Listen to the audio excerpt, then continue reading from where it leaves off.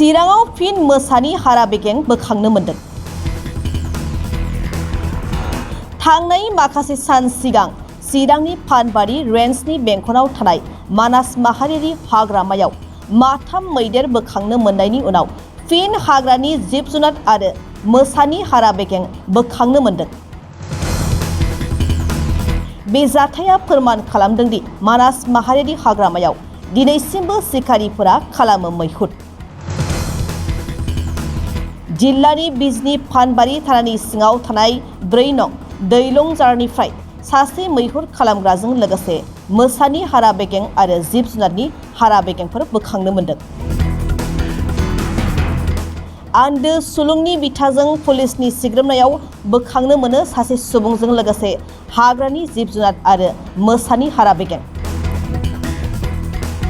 हमजानाय मैहुर खालामग्रा सुबुंखौ 4 नं दैलंजारनि कमल मण्डल होनना मिथिनो मोननाय जादों। पुलिसआ हमजानाय सुबुंनि आखाइनिफ्राय AS26B7603 नम्बरनि गंसे मटर साइकेल आरो गंसे मबाइल फनबो बोखांनो हायो।